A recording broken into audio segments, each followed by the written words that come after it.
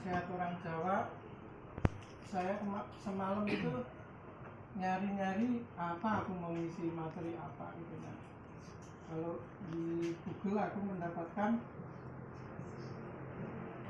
di YouTube ya itu ditutur orang tua zaman dulu. Nah ini kelihatannya sepele,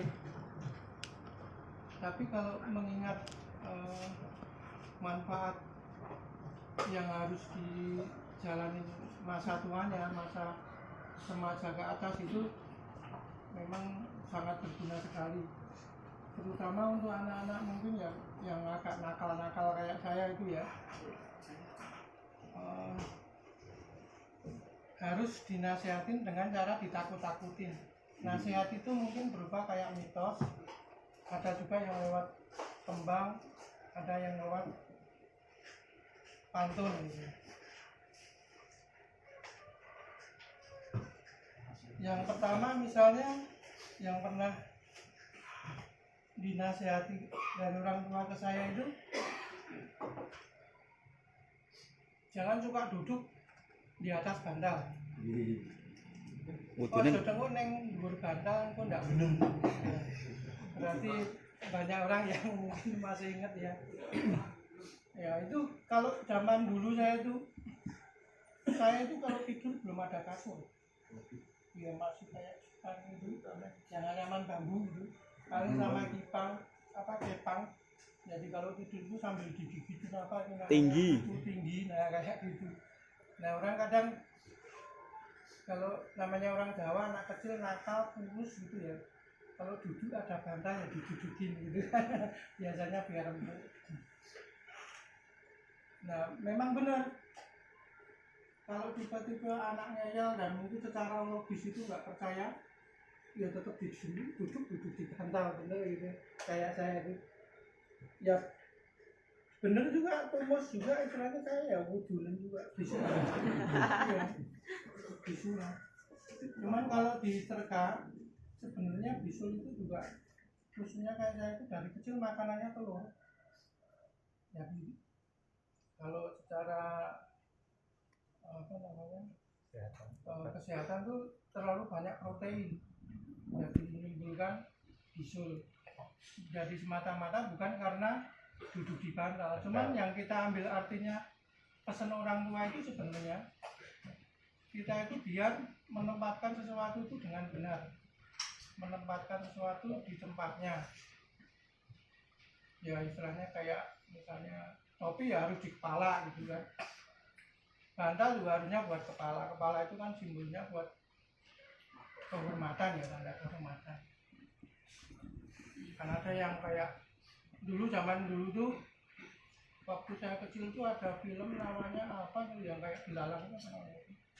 Nah itu kadang sempak juga di bawah aja. Kebetulan saya dapat punya sempak tuh yang hijau. Nah, jadi kayak apa sih namanya film apa? Baja hitam. Nah, baja hitam. Nah, kayak gitu, hal-hal kayak gitu yang dikhawatirkan orang tua itu nanti jadi kecerobohan terus menerus. Makanya dinasihati seperti itu, ditakut-takutin agar hidupnya nanti lebih teratur, menempatkan sesuatu dengan benar. Ya kayak memang harusnya perabotan yang harus di dapur ya di dapur, di kamar kayak gitu maksudnya. Yang kedua, nek mangan kudu ditekne ndak pitike mati. Ya, masih ingat semua berarti ngeyel semua. Itu benar. Kadang kalau namanya anak kecil itu kalau ada makanan banyak itu ya, lagi ngumpul waktu sekali mati dicomatin lauknya banyak, akhirnya nggak habis. Terus istilahnya timbul kekhawatiran orang tua tuh nanti takutnya jadi anak yang besarnya itu jadi orang yang serakah, takutnya nggak mengukur diri sendiri tapi karena keinginan yang mumpung ada gitu kayak gitu langsung dimakan semua. Jadi pengennya tuh kalau dari orang tua jangan seperti itu anak-anaknya itu. Nah kalau anak kecil tuh kalau dinasihatin kamu jangan serakah, nggak tahu dia harus ditakut-takutin kalau sama saya itu zaman waktu kecil ya, sama kita semua yang mungkin. Nah itu sebenarnya tujuan orang tua itu itu akan belajar menghargai petani, jerih payahnya petani itu dari nanam bibit, padi, terus manen, terus jemur segala macam itu kan penuh perjuangan, yang nggak gampang, maksudnya itu tahapan-tahapan itu susah gitu. Yang kedua, kita itu diajarin jangan serakah, memanfaatkan yang ada itu jangan sampai jadi hal yang mubazir. Ya nanti tujuannya kayak hubungannya sama barokah ya, orang itu kalau macam itu karena terlalu serakah nanti akhirnya jadi nggak barokah. Siapa tahu kalau kita makan itu istilahnya tinggal nasi sedikit gitu, kita nggak habiskan, padahal nilai barokahnya mungkin ditaruhnya di situ. Karena kita buang jadi mubazir, jadi nggak barokah lagi. Nah, itu tujuan saya seperti itu. Yang ketiga, ojo mangan brutu mundak bodoh. Gampang lali. Dapat ini apa ini, cuma aku mentransfer bahasanya itu sama menyampaikannya nggak bisa. Blutru apaan Pak? Blutru Pak? Iya, daripada menyampaikan hadis sama firman yang pengetahuan saya itu nggak ada, terbatas takut dosa, ya ini aja. Nah itu memang kalau kayak saya itu sebenarnya juga namanya brutu itu takut. Loh gitu bagian belakang, kalau depan mungkin tahu nggak brutu? Depan brutal. Bagian mata. Nah, kalau Ayam, ya. tunggir. Nah itu kan bagian itu kan kulit semua. Pantat, terus sayap, pantat, brutu, terus sayap, leher, Kepala. yang banyak kulitnya itu sebenarnya sama orang tua zaman dulu sebenarnya juga sudah dilarang. Cuman melarangnya itu bukan karena efek sampingnya, tapi cenderung menakuti. Enak. Nanti jangan, nanti kamu jadi bodoh. Cuman kalau sekarang kita cerna itu sebenarnya kalau brutu leher sama bagian yang banyak kulitnya itu kebanyakan mengandung lemak sebenarnya. Beda sama kalau paha, dada, itu nutrisinya gede. Itu maksudnya orang tua dulu sebenarnya, entah bagaimana dia tahu, itu tujuannya sebenarnya kalau untuk anak kecil itu lebih penting ke pertumbuhan proteinnya, nutrisinya bukan itu, bukan lemaknya. Sebenarnya dua-duanya bagus, cuman kalau kebanyakan dikhawatirkan nanti dari kecil udah terlatih makan itu, gedenya tuh senangnya kulit sama yang berutu-berutu gitu, jadi itu mengandung kolesterol, takutnya nanti jadi pelo. Pelo itu stroke gitu. Ya, karena kita udah makan yang nasi, karbohidratnya banyak, ditambah lemak-lemakan, nah itu darah kita jadi mangap. Nah, terus yang keempat itu ojo lumbung neng pengalaman, pundak susah jodohnya.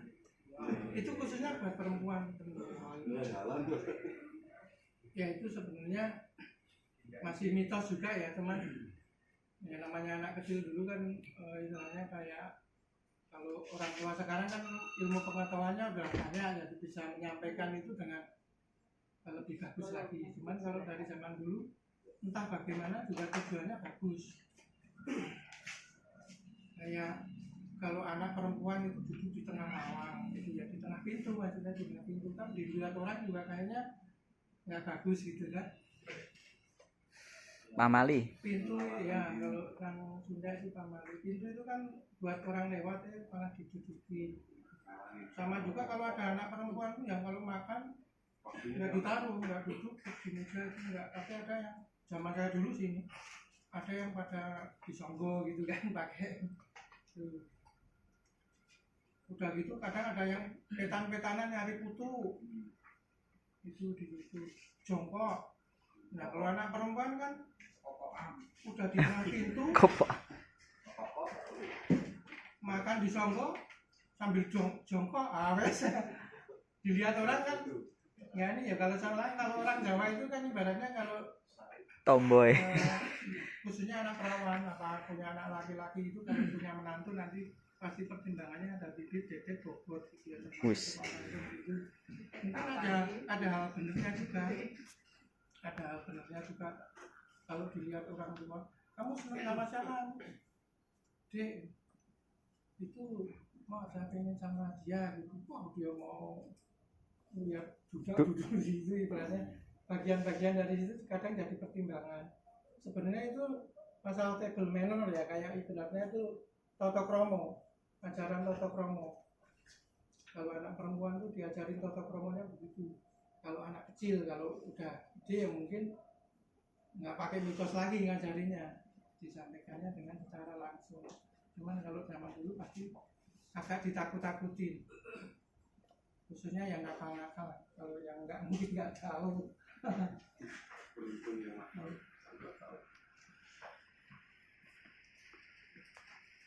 Terus nomor 5, nek nyapu kudu resik. Brengosen. Ya, munda bojone brengosen. Ya. Itu sama juga itu. Manner juga itu. Buat mendidik biar nanti gedenya itu tujuannya nggak seperti itu. Bulu sih berarti dulu nyapunya nggak bersih. Ya. Dikhawatirkan istrinya nggak pernah nyapu. Iya, itu memang sebenarnya hal yang kecil ya, yang hal sangat kecil, sangat sepele. Kadang kalau anak itu mikirnya kadang malah daripada aku nyapu nggak bersih terus dilokke itu ditegur, mending malah nggak nyapu sekalian. Ya kalau zaman sekarang sih itu mungkin nggak berlaku karena kan bisa didelegasikan kan, mungkin kalau punya pembantu gitu kan udah ada yang ngurusin sendiri. Tapi tujuan hakikatnya yang baik itu sebenarnya ada. Kadang orang kalau nggak dibiasakan dari kecil, itu besarnya juga udah kebiasaan dari kecilnya apa, itu yang selalu terbawa. Tapi kalau tujuan orang tua dulu itu sebenarnya biar anaknya itu belajar detail. Kadang kalau nyapu nggak detail, itu kan acak-acakan gitu kan, kok ujungmu berewokan kayak gitu. Ini khususnya buat perempuan sih, biarpun anak laki-laki, kayak saya juga punya jatah nyapu, saya nggak punya. Ya, paling bontot tuh jadi nggak punya saudara perempuan yang di rumah. Saya sendiri kadang nyuci piring, nyapu. Terus biar belajar detail, melihat sesuatu itu biar detail, kayak di waktu yang apa namanya nggak sedikit langsung buang apa dilap gitu. Pasti nyapunya bersih. Bojone nyetak dewono. Ya, Bojone brewokan ya. tahu ada yang dikepang juga. Sebenarnya itu juga tujuannya nanti kalau udah berkeluarga biar bisa ngurus suami dengan benar, ngurus anak sama suami itu benar. Misalnya kan kalau zaman dulu tuh perempuan ya suka ngerumpi, ya enggak, zaman dulu sampai sekarang juga ngerumpi. Terus kalau nggak ngerumpi ya nanti kalau kayak sekarang kan ada Facebook, ada IG, ada segala macam gitu, akhirnya sibuk dengan itu. Istrinya begitu, anaknya tahu belum mandi, belum belajar, belum ngaji, suaminya pulang rumah masih berantakan, ibaratnya kayak gitu. Akhirnya kan teh udah siap, pakai cemilan apa gitu. Suami pulang istirahat udah dasteran apa gitu. Itu tujuannya begitu. Goyang ini HP-ne. Ya, seperti itu. Jadi memang tujuannya sangat baik. Yang keenam itu ojo dolanan beras, mengko ndak tangane kiting. Ya ada ya beli. Lidas. Beras ndak tangane kiting. Kiting itu tahu ya, kiting itu tangannya dekat tapi tekuk gitu nggak bisa dilurusin. Ojo Start giting. itu artinya. Ojo ini semua ndak kuing. Suwing. bagian-bagian yang saya pernah lakukan. Kalau sekarang Joni Sumur bisa going bener, Oh. bukan karena sabda ya diantemi wong oke. Iya bener. Iya. Kalau zaman dulu kan sumur itu nggak ada pakai pompa, pakai yang itu loh, Timba. pakai timba. Terus kalau anak kecil tuh bawa gitu kan, nggak ada kerikil, ya udah, Heeh. lihatin ntar ngumpul sesumur itu penuh. Makanya, Buat masak. zamanku. Makanya nasihatinnya orang tua tuh kalau nggak ditakut-takutin mah anak kecil mana berani. Tapi tujuannya sebenarnya jangan main beras gitu ya. Kadang anak kecil juga kadang habis main gitu. Kalau orang tua nyimpen beras itu kan kadang disimpannya di apa ya namanya dulu, Gentong. di Jawa. Kan kalau mau dimasak baskom baru anak kecil kayak saya juga begitu kadang mainan beras gitu kan. Padahal habis garuk pantat, habis pasir apa-apa.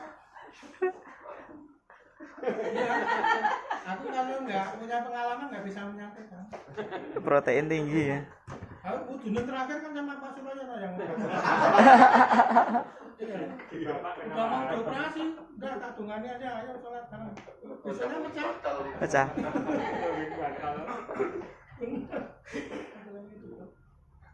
Nah ini juga istilahnya mitos, cuman tujuannya itu sebenarnya juga kalau namanya beras, air minum itu kan sumber makanan buat orang banyak, buat kita, buat keluarga.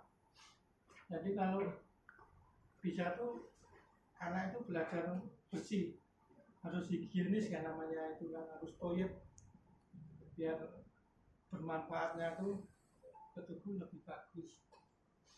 Tujuannya itu karena buat sumber makanan orang banyak.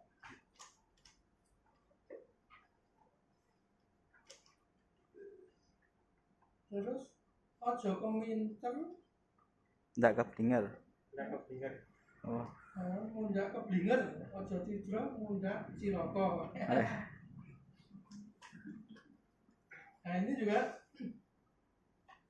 kalau ini bukan mitos ini, cuman memang ada ajaran-ajaran yang mengandung arti yang maknanya juga biar suatu saat besarnya kita itu jadi orang yang benar, yang lebih baik, yang lebih baik. Pinter itu bisa diterjemahin dengan prigel itu cekatan, wasis, pokoknya segala sesuatu itu bisa melakukannya. Paham, jangan keminter, merasa paling pinter. Nah itu biasanya kalau mungkin orang itu memang pinter, tapi karena merasa paling pinter jadi menganggap yang lain tuh nggak tahu, bodoh, apa saya yang benar, yang lain udah salah. Kalau keblinger itu ya biasanya udah pinter tapi keblingernya itu biasanya dia merasa pinter itu ya udah jadi aku bisa memanfaatkan kepintaranku itu dengan hal-hal yang misalnya punya tujuan sendiri. Ya misalnya kayak mungkin buat banggaan, jadi ingkar sama kebaikan. Ya contohnya mungkin kayak wakil rakyat gitu misalnya, tapi nggak semua, ini kan cuma oknum ada yang contohnya karena merasa pintar dia memanfaatkan sesuatu. Pengacara itu juga kan ada yang bagus, ada yang motivasinya yang penting kliennya menang. Nah itu namanya tujuannya ya dimaksud seperti itu. Jadi tujuannya itu jangan seperti itu. Ojo keminter nggak keblinger, ojo cidro nggak ciloko. Nah ini juga apa namanya masih ada kaitannya. Cidro itu ingkar, jangan ingkar janji. Nah ini bisa cilaka. Ya kayak tadi ya, kayak wakil sama kalau kayak kita ya cowok yang suka ngerentengi cewek itu misalnya, kalau dapet cewek banyak dapat manfaat. Kalau itu lagi seneng-seneng Pengalaman ya, Pak. itu juga kan dapat sumpah, dapat doa yang nggak bagus juga. Tapi kalau ngerentengin banyak tapi tanggung jawab nggak apa-apa. Masing-masing menerima.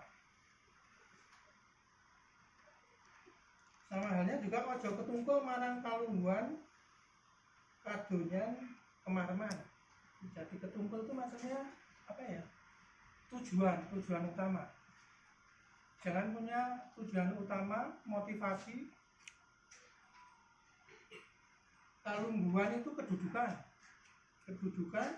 kadunian itu ya duniawi, kekayaan, kemaraman itu ya kesenangan, kepuasan. 3 hal itu sebenarnya kan cuma sarana. Mungkin dari Allah itu kita udah ditakdirkan jadi orang yang seperti ini. Tapi segala sesuatu itu bukan sarana ibadah, mau orang kaya, mau orang miskin itu sebenarnya bukan sarana. Tapi yang punya jabatan itu yang lebih bagus, punya kekayaan yang lebih bagus, punya kehidupan yang udah lebih mapan, itu lebih bagus karena bisa untuk memerangi kemungkaran. Memerangi kemungkaran itu ya misalnya kalau orang punya pemimpin yang selalu mengajak kebaikan, kayak hal-hal seperti itu ya. Makanya kita juga bersyukur punya pemimpin yang selalu mengajak kebaikan. Iya.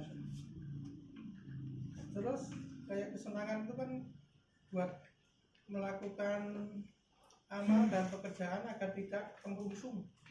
Jadi kita kalau istilahnya itu udah hidup tentram segala macam, udah nggak kekurangan, kita bekerja itu bisa dengan enjoy, nggak kemerungsung itu ibaratnya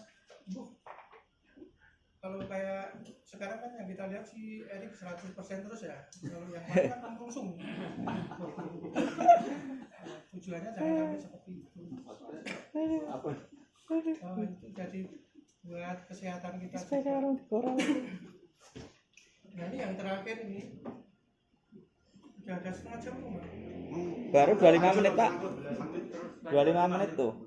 Baru aku memahami. Yang terakhir itu datang sirek lamun ke taman, datang susah lamun kelangan. Ngerti nggak sih bahasa Jawa? Ngerti? Kalau saya tak terjemahin gitu. Datang sirek lamun ke taman itu jangan gampang sakit hati. Dikit-dikit kita sakit hati, kita sakit hati dengan omongan nggak enak, sakit hati. Terus kena musibah, kena cobaan apa sakit hati. Nah terus datang susah lamun kelangan itu juga jangan terlalu di bawah hati kalau kita sedang kehilangan sesuatu. Misalnya ya kalau kena musibah kayak saya kemarin ya harus ke pesantren 2 tahun lagi kayak gitu. Aku juga bawain itu tapi disuplai. Kalau nggak disuplai ya stres juga. Bisa rontok rambut. Nah, kayak gitu-gitu ya. Makanya aku kemarin juga nggak begitunya tenang karena keluarga itu masih terjamin gitu. Datang susah lamun kehilangan itu jangan sedih hati kalau kehilangan. Ya misalnya mungkin kayak Bima kemarin ya putranya dibunuh oleh Allah gitu ya. Terus seperti itu ya. Ini memang kalau dilanggar pantangan ini bisa bikin kita gila, bisa bikin kita stres, gila, pelo lagi. Kita harus menyadari bahwa segala sesuatu itu titipan, mau harta, mau anak, mau segala sesuatu yang sudah kita punya itu adalah titipan. Untuk sarana kita beramal, berbuat baik, kayak yang disebutkan di atas tadi. Nah ini memang maksudnya datang sering lamun kelangan, datang susah lamun taman itu sekali ya. Itu tujuannya juga yang sudah sering teman-teman sampaikan juga itu kita belajar hidup ikhlas karena segala sesuatu itu kan titipan Allah. Kita cuma menggunakan bagaimana cara kita menggunakan. Kalau udah diambil misalnya kita punya motor hilang ya sedih nah, tapi jangan lama-lama terus ngedan itu jangan. Kadang aku suka gitu soalnya dulu pura-pura sedih biar diperhatiin terus mau sama Pak Suryono dikontrol terus wah disi aku pura-pura bahagia deh gitu. Terus mas pernah gitu pernah didampingi, memang ya bagus juga sih kita kalau punya temen yang kena apa gitu ya kita dampingi biar jangan sampai kelewat sedihnya. Mungkin dari saya cukup itu yang mungkin barangkali mudah-mudahan ada manfaatnya dan sekedar mengingat nasihat-nasihat orang tua. Akhir kata, wassalamualaikum warahmatullahi wabarakatuh. Waalaikumsalam warahmatullahi wabarakatuh.